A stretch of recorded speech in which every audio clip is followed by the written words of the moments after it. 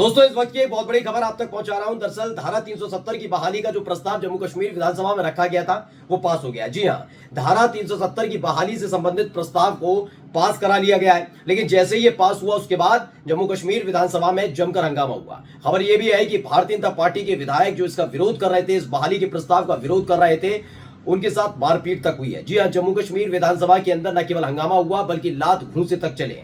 आज मैं अपनी इस वीडियो में बताने और दिखाने जा रहा हूं कि अगर जम्मू कश्मीर विधानसभा के अंदर आर्टिकल 370 की बहाली का प्रस्ताव पास हो गया है तो क्या वाकई कश्मीर में फिर से धारा 370 लागू होने जा रही है, क्या बहाल हो जाएगा। ये तमाम चीजें सिलसिलेवार तरीके से बताऊंगा कि यह प्रस्ताव लाया क्यों गया और ये कितना कारगर साबित होने जा रहा है। नमस्कार, मैं हूं प्रज्वल गौतम और आप देख रहे हैं टाइम्स एक्सप्रेस। पहले मैं आपको तमाम तस्वीरें दिखा देना चाहता हूं जो जम्मू कश्मीर विधानसभा से निकलकर आई। इससे 2 दिन पहले भी मैंने आपको तस्वीरें दिखाई थी कि जम्मू कश्मीर विधानसभा के अंदर जो वाहिद पारा हैं, जो खास तौर पर पुलवामा से पीडीपी यानी महबूबा मुफ्ती की पार्टी से विधायक हैं, वो ये प्रस्ताव लाए थे। जब वो प्रस्ताव लाए थे तब भी भारतीय जनता पार्टी ने इसका पुरजोर विरोध किया था।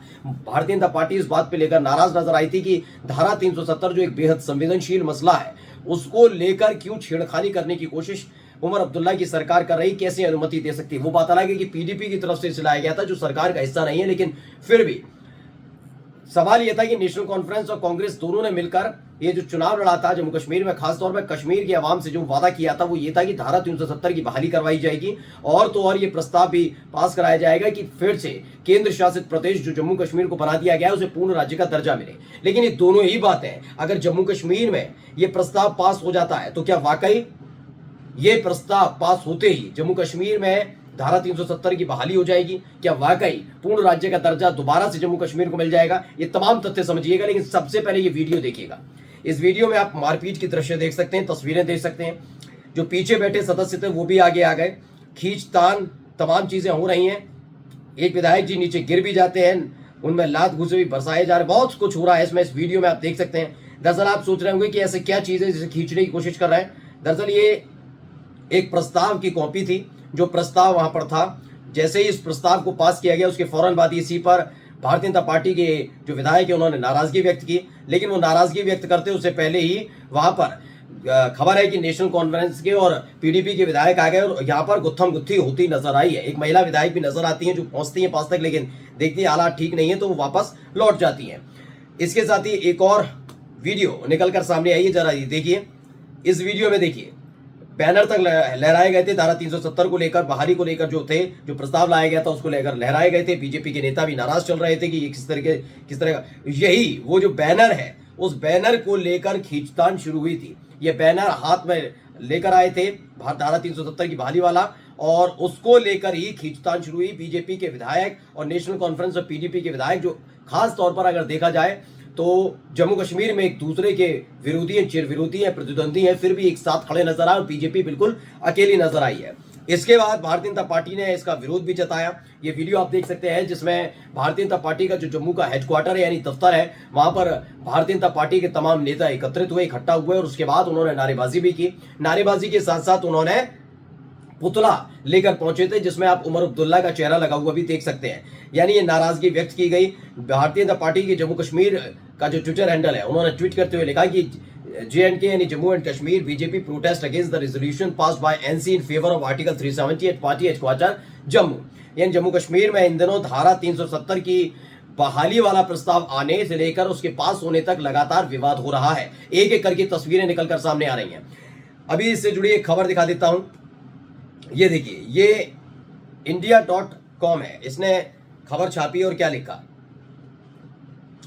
इसमें लिखा है कि जम्मू कश्मीर विधानसभा में पारित हुआ आर्टिकल 370 बहाली का प्रस्ताव, सदन में लगी जय श्री राम और पाकिस्तान एजेंडे के नारे।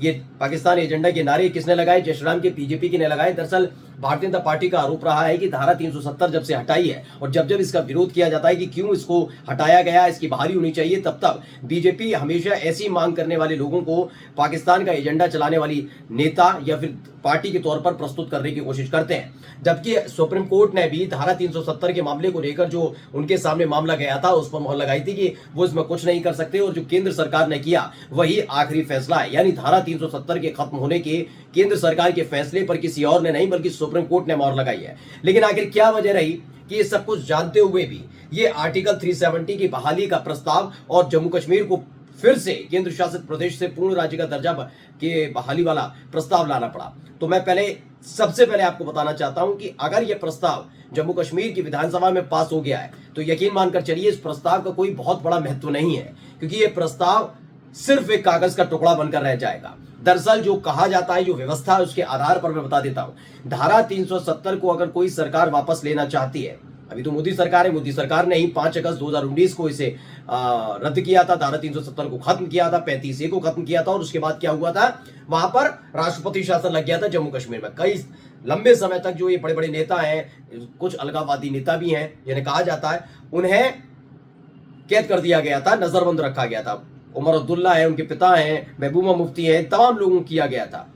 अब इन सब के बीच क्या है कि नेशनल कॉन्फ्रेंस और कांग्रेस दोनों ने मिलकर एक साथ चुनाव लड़ा था और एक वादा किया था, खास तौर पर जम्मू की जो जनता है, अवाम है, उससे नहीं, कश्मीर की अवाम से वादा किया था कि जम्मू कश्मीर जो है वहां पर फिर से धारा 370 लाई जाएगी। लेकिन क्या होने जा रहा है, तो व्यवस्था क्या कहती है उसे समझिए। धारा 370 अगर कोई भी सरकार वापस लेना चाहती है, जो 5 अगस्त 2019 को रद्द कर दिया गया था, उसकी बहाली करना चाहते हैं, तो इसके लिए राष्ट्रपति द्वारा और संसद की तरफ से ही इसे वापस लिया जा सकता है। यानी जम्मू कश्मीर विधानसभा की तरफ से जो ये प्रयास किया गया, ये प्रयास सिर्फ एक दिखावा भर के रह जाएगा। अब पूरा का पूरा जो मामला है वो गेंद किसके खाते में डाल दी गई है, केंद्र सरकार के खाते में डाल दी गई है। ये क्यों किया गया, अब इसे थोड़ा और ज्यादा स्पष्ट तरीके से समझ लेते हैं। वैसे जम्मू कश्मीर का चुनाव अगले साल होगा, अगले 5 साल बाद होगा, लेकिन इन सब के बीच हुआ क्या है, जम्मू कश्मीर के रिलेटेड ये सारी चीजें कि जम्मू कश्मीर के जो नेता हैं वो अपनी छवि अपने क्षेत्र में खराब होने देना नहीं चाहते। जो उनके तमाम मुद्दे हैं, जिसमें धारा 370, 35A, जम्मू कश्मीर के पूर्ण राज्य का मुद्दा, ये तमाम मुद्दे उनके उठते रहे और उसी आधार पर नेशनल कॉन्फ्रेंस और कांग्रेस दोनों को बहुमत मिला है। वो बात अलग है कि जम्मू जो क्षेत्र है वो कश्मीर की विचारधारा से शायद मेल नहीं खाता, इसलिए भारतीय जनता पार्टी में ने वहां पर अच्छी खासी सीटें भी जीती हैं। उतना फायदा कांग्रेस को और नेशनल कॉन्फ्रेंस को जम्मू में नहीं हो पाया, कश्मीर में हुआ है। तो ऐसे में अब केंद्र सरकार के खाते में डाल दी है, जिससे कश्मीर के अंदर कम से कम भारतीय जनता पार्टी अपने पैर ना जमा पाए, ये कोशिश वहां से की जा रही है।